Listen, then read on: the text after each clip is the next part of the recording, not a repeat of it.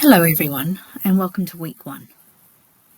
I'm hoping that you have found the videos in the home page, which we are here, this one here, which shows you how to navigate the Canvas site. Again, if there are any concerns, please call me or email me. So we are now going to go into week 1. And I'm going to show you how to navigate this module area, and then we're going to attack into week 1. As the weeks progress, you will see more weeks here. And you can actually close them. I do that because otherwise I get a bit busy just by closing that arrow. So the unit plan and details are here. And I will endeavour to keep to this, but sometimes I find something interesting and I'll actually let you know. And you can navigate by pressing next. So I've put here the OH&S 2021 document that was designed by the Department of Education on work health and safety. And if you are a department teacher, I've shown you how to get all the documents via icon in this little video here. APA 7th edition is what we use in our referencing, so there's some quick guides there.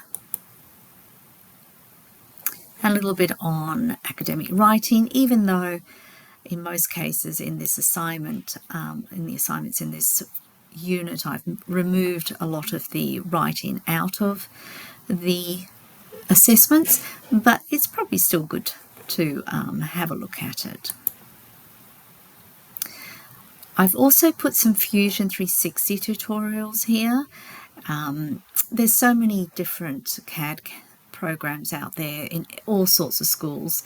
I know that Fusion is one of the most popular ones, but at the same time, Autodesk, who owns Fusion 360, have made it quite hard in some ways for students and schools to actually use it. It is free for education, as long as you have a EC or EDU email address, and the kids have to also, if you're going to put it with all the kids, they have to also have an email address. So it can become a little bit annoying, and it depends on how your IT is set up in your school. So just letting you know that.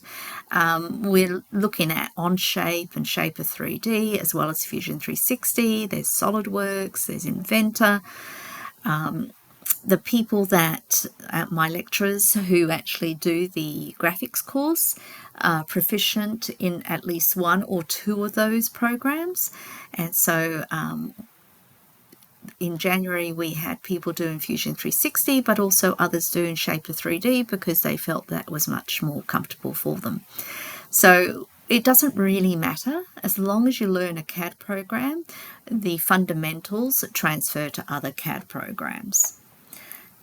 But what I have done here is actually put some tutorials here that you can use, and just goes through the process, and hopefully that will help you. Okay, so now we're in week 1. So I'm introducing you to the unit, and there will also be a video link for this video once I finish it and put it there. So I've asked you to watch the video on the home page and go to the discussions, which is over here, and introduce yourself. Okay, so just by going into the discussions, you'll see here general questions, introduce yourself. These ones are basically for you to just put some discussions if you want to, but go to introduce yourself and you'll see mine here, and then just reply to that. And then that will be good. Okay, week 1 introduction. Right, then I've asked you to do a bit of a reflection activity. It's not assessed or anything like that, but it is handy for these sorts of things to actually really think about, well, why are we doing what we're doing? So it's why do we teach D&T? You know, what has it got a purpose in schools, and if so, what is it? So, and why do you want to teach it? Did you have an exciting D&T teacher, or because most of you are already teachers, have you decided you want to do something a little bit different? We have a lot of people who do this course because they actually have realized they actually enjoy working in the practical sense. It's a lot more freedom in regards to the curriculum. You can create anything that really excites students. Even in year 11 and 12, ATAR and general courses, yes, there's a little bit more curriculum and knowledge that has to be assessed. You are still quite free to create projects that will actually suit your students, which is nice. What makes a great D&T teacher? You know, do you have the makings to be a great D&T teacher? Also, understanding the subject, you need to think about, well, what is it about? Thinking like a teacher, next steps and reflection. So I've put down here that this will take you about 20 minutes. It may take you less. It depends on how much you want to think about that. And the nice thing about being online, you can actually do these chunks throughout the week. So it's not going to be over, if you were here at uni, it would be a 3-hour stint and we'd have to do all of this in 3 hours. So that's okay. So the next thing I have here is I want you to watch this video. And it's about a 40-minute video. And if you click on this link here, what is tech education about? It has the PowerPoint of the video, and it has a couple of other readings that you might find interesting, as well as this one is a really interesting document. Doyle has really created some interesting information in the last few years. And this is a worksheet that I have put together based on his article that he has written here. So download the article, read that, and then have a go at writing down. Again, these things will help you develop your understanding, but also might help you with your assignments as well. Okay, and so then there's the video, and it will go through that. Watch all of these sorts of things.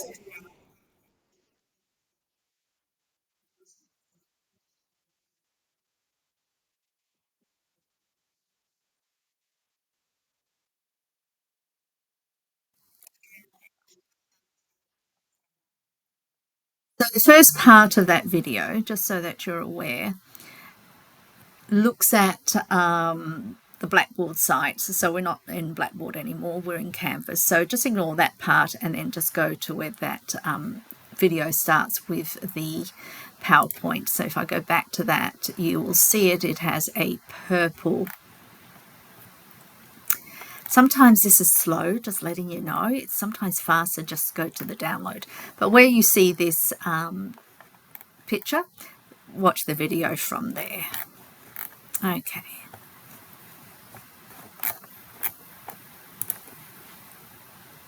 Right, so that video will take you about 40 minutes. It might be less than that. Then the next thing I'd like you to do is read this article, The Developing Field of Technology Education. And De Vries is known as basically our latest guru at the moment. He's based in the Netherlands, and he's all about the philosophy of technology education. So you'll start to get to know his stuff.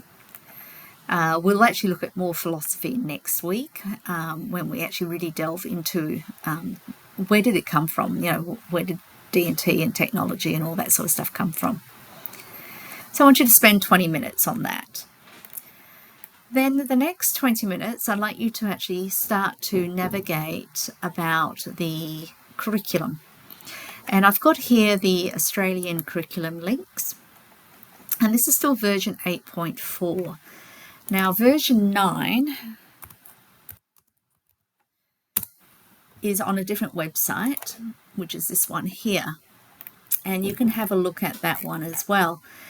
Now it is interesting because here in WA we're not quite there,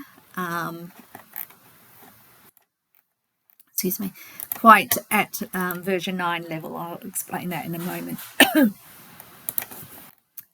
So here's all the information if you want to have a look at it from a version 9 perspective. But at the moment we're doing version 8. But even so, you're probably aware that in our Constitution, the states can decide what they want to adopt and adapt. And so WA does it a little bit differently. So if you look at the Australian curriculum, they're in bands, like years 1 and 2, years 3 and 4, etc. Here in WA, we actually do it per year group. Actually, I'll just come back out of that because I just realised it's also a good idea if you're not if you haven't logged in, you need to be a login person in the SCASA website, which is available to everybody who's got a EDU type address. Right, so I wanted to go to here. Now, when I go to kindergarten to year 10, you'll see this little diagram at the moment. So we've had our consultation last year.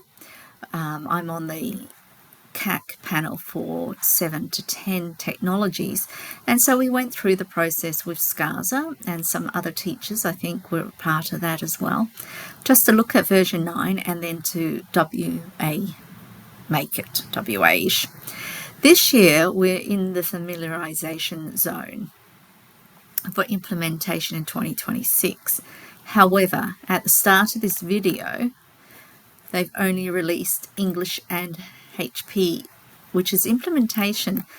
So it's a little bit confusing at the moment as to where are these documents. So hopefully I will be in contact with SCASA in the short period and find out when these units documents will be released for us to actually start familiarising ourselves with.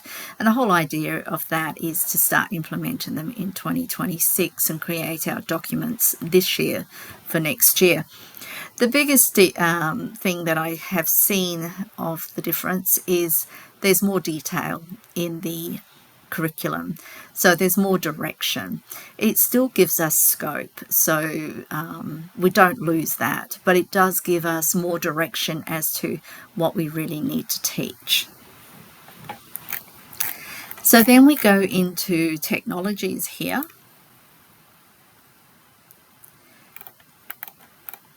And obviously there's all these sorts of things here, but we're just going to go to the WA curriculum here. We're going to go to, now I like the scope and sequence, just letting you know. And what's nice about what SCASA does is they actually give it to you in Word as well. And so I use the Word document to copy and paste into my teaching programs, so that way I don't lose anything. And the other thing which is handy, just to show you here, is Jennifer is really very, very nice and easy to speak to, and if you have any queries you can always email her. So let's just go into the scope and sequence. Now, as we go through this course, unit of work, I will be explaining in more detail what all these aspects are, but right now what I'd like you to do is just familiarise yourself and look at the scope and sequence from pre-primary, year 6, and then of course year 7. I do like to look at what year 6 is supposed to be doing, because that's the knowledge and understanding that they should be bringing to the students should be bringing into our classroom. It's not always necessary, doesn't always work that way, but hopefully to some extent we do have an understanding. But it also helps us make sure we fill in any gaps that they might have in their knowledge and processes. And then I also like to see where they're heading to. So when I'm working on year 7, I look at year 6 and I look at year 8 to see, okay, am I filling in gaps? Am I teaching the year 7 curriculum? And am I supporting them so that when they go into year 8, they know what they're supposed to be doing? For the curriculum, it is broken into knowledge and understanding and processes and production. So under knowledge and understanding, we have technologies and society is our knowledge that goes across all of the 4 contexts. And then we have the technologies context, where students will have the opportunity, hopefully, to at least study in at least one of these.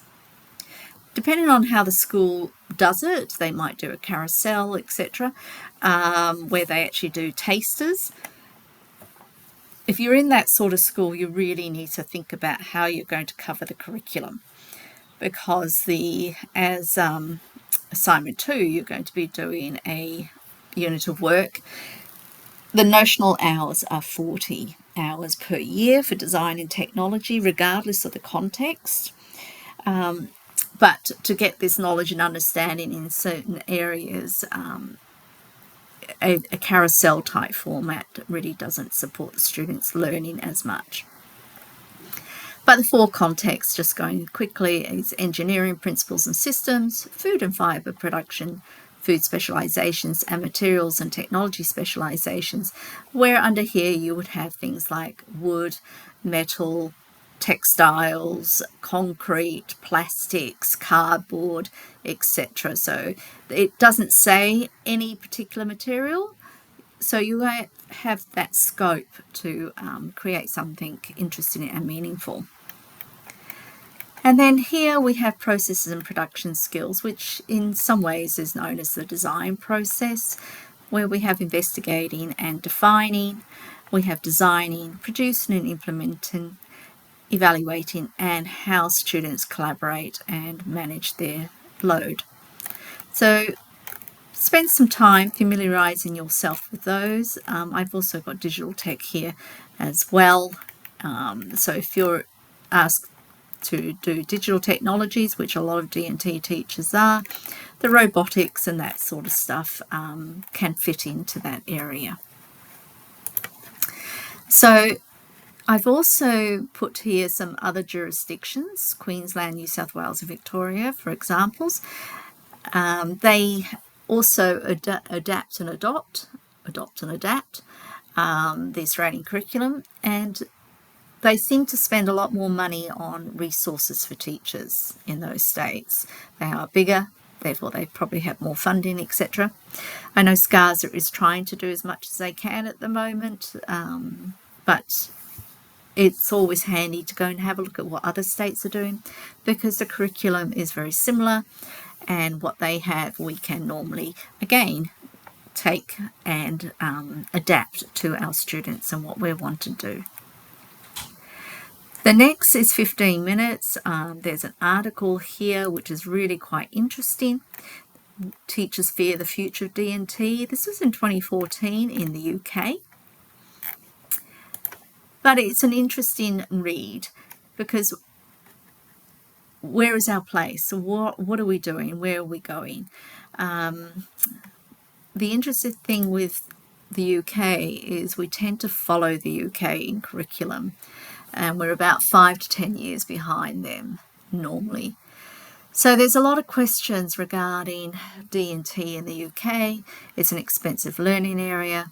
It's hard to find specialised teachers, etc. And there's a push for more university ATAR type learning. And I guess if you think about it, here in WA, there's a big shortage of people going into university in the STEM space, in the sciences and the mathematics, and the engineering to some extent as well. So where do we fit? And there are some schools, because there is a shortage of design and technology teachers. And look, this isn't new. when I graduated in 2001, there was a shortage of technology teachers then. So how do we address that? And some schools will, if they don't have a D&T teacher, they'll find somebody who can just do some engineering type aspects, and they might do bridge building or something like that, but it doesn't really develop the students' knowledge as much as we would like it to. But the schools are stuck.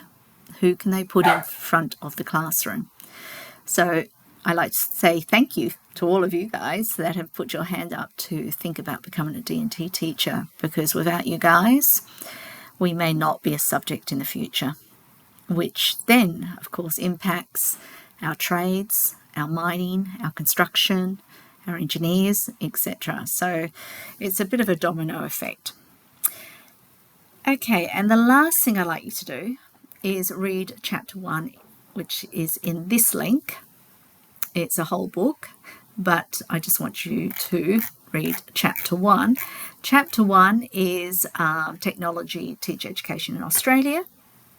But as you can see, there's the United States, there's also New Zealand there, and there's a couple of other areas as well. And they have a different way of doing technology education to some extent. And I've also put the National Declaration of Education Goals for young Australians. You might find that interesting. So that's week 1, nice introduction. In the meantime, you might want to think about, well, assignment 1, and what sort of topic might I want to think about doing for this assignment. And thank you.